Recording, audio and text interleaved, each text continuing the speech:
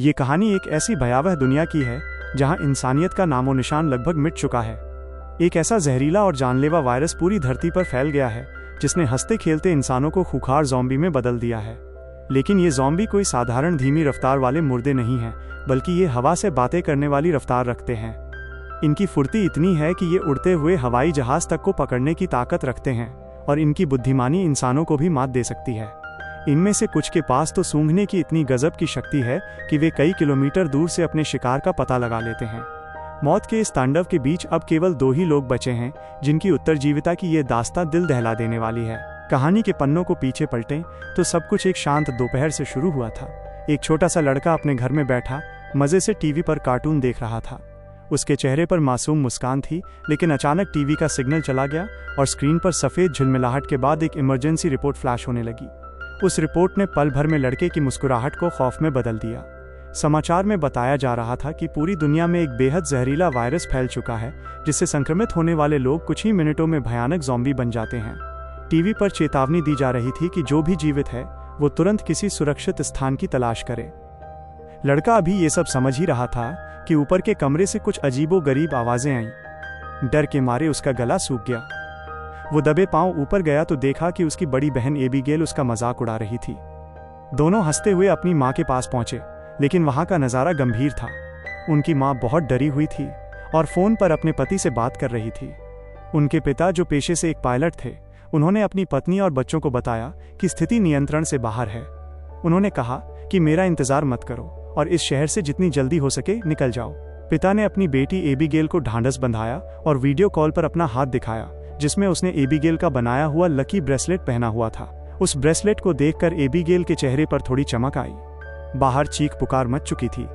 माँ ने जल्दी जल्दी सामान बांधा और बच्चों को लेकर कार की तरफ दौड़ी, लेकिन किस्मत को कुछ और ही मंजूर था। जैसे ही वे कार में बैठने वाले थे, एक ज़ॉम्बी ने उनकी माँ पर हमला कर दिया।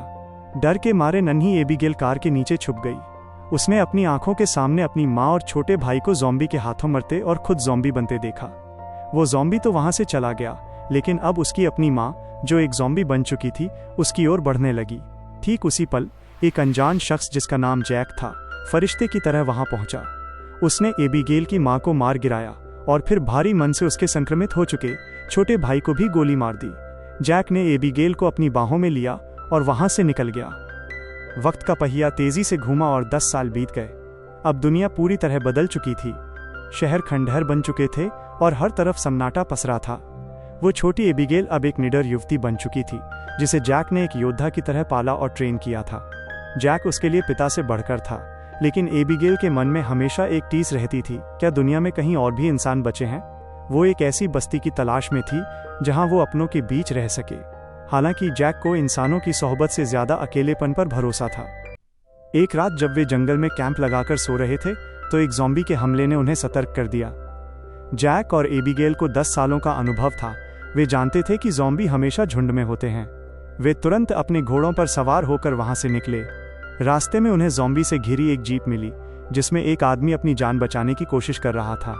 जैक ने इस मौके को एबिगेल के टेस्ट के रूप में इस्तेमाल करना चाहा। उसने एबिगेल से कहा कि उस आदमी को बचाओ और ज़ॉम्बी को सटीक निशाना लगाओ, लेकिन घबराहट में एबिगेल से गलती हो गई और उसकी गोली ज़ॉम्बी के साथ साथ उस मासूम इंसान को भी लग गई।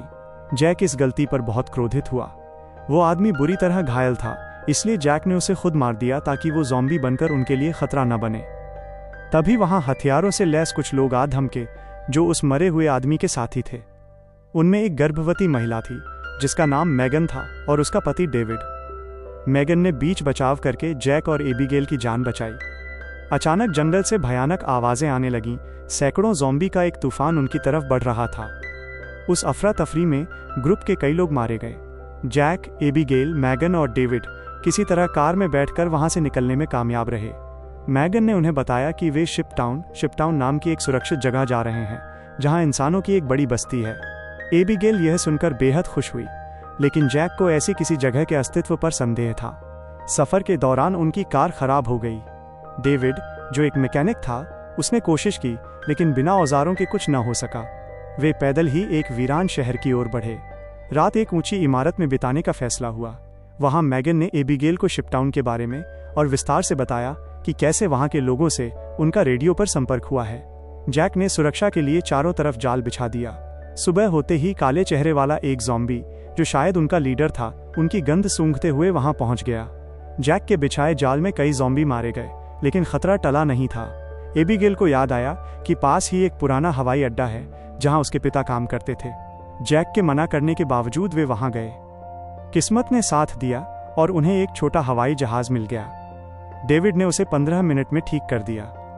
जब तक वे उड़ान भरने की तैयारी करते, ज़ॉम्बी का झुंड रनवे पर आ पहुंचा। एबिगेल ने अपने पिता से सीखी हुई थोड़ी बहुत जानकारी के दम पर जहाज को स्टार्ट किया और वे मौत के मुंह से निकलकर आसमान में उड़ गए। लेकिन ये खुशी चंद मिनटों की थी। 10 साल से खड़े जहाज का इंजन अचानक फट गया और उन्हें एक जंगल में क्रैश लैंडिंग करनी पड़ी। चमत्कारिक रूप से सब बच गए। अब वे शिपटाउन से केवल 2 दिन की दूरी पर थे। एक रात रेलवे स्टेशन पर रुकने के दौरान जैक ने मैगन को अपनी कहानी सुनाई कि कैसे उसे अपनी संक्रमित पत्नी को खुद मारना पड़ा था। उधर डेविड को एक ज़ॉम्बी ने काट लिया था। वो चुपचाप अपना अंत करीब देख रहा था।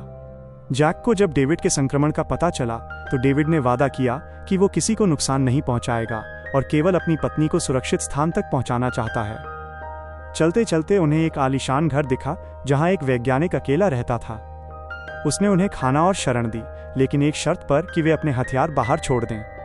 वो वैज्ञानिक असल में सनकी था। उसका मानना था कि ज़ॉम्बी इंसानों का अपग्रेड वर्जन है और उन्हें ही दुनिया पर राज करना चाहिए।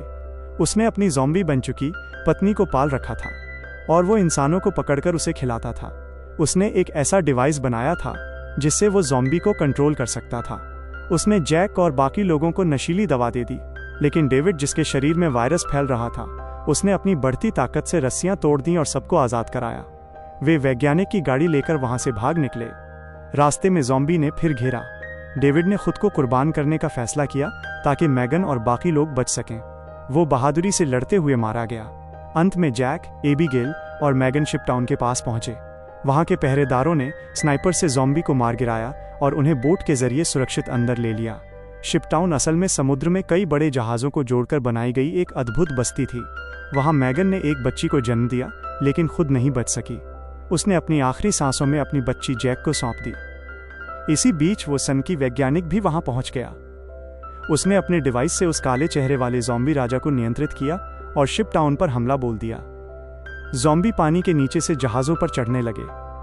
अफरा तफरी मच गई। जैक ने एबिगेल को ढूंढा, लेकिन तभी उसका सामना उस ज़ॉम्बी राजा से हुआ। जैक और ज़ॉम्बी राजा के बीच भयानक लड़ाई हुई। इसी दौरान एबिगेल की नज़र उस ज़ॉम्बी के हाथ पर पड़ी। वहां वही पुराना लकी ब्रेसलेट बंधा था। वो ज़ॉम्बी राजा कोई और नहीं बल्कि एबिगेल के पिता थे। एबिगेल सन्न रह गई। एक तरफ उसका जन्म देने वाला पिता था, जो अब एक राक्षस बन चुका था, और दूसरी तरफ जैक, जिसने उसे जीवन दिया था। जैक की जान खतरे में थी। भारी मन और कांपते हाथों से एबिगेल ने बंदूक उठाई और अपने ज़ॉम्बी पिता को गोली मार दी। वो जानती थी कि उसके पिता अब मर चुके हैं। ये केवल एक देह थी जो तबाही मचा रही थी। शिपटाउन में लगे बमों को सक्रिय कर दिया गया और पूरी बस्ती धमाके के साथ राख हो गई। जैक, एबिगेल और नन्ही बच्ची किसी तरह एक सुरक्षित बोट में वहां से निकलने में कामयाब रहे। वे दूर समंदर में एक शांत द्वीप की ओर बढ़ गए, जहां वे एक नई और शांतिपूर्ण दुनिया बसाने का सपना देख रहे थे। इस तरह तबाही के बीच से उम्मीद की एक नई किरण फूटी और ये कहानी खत्म हुई।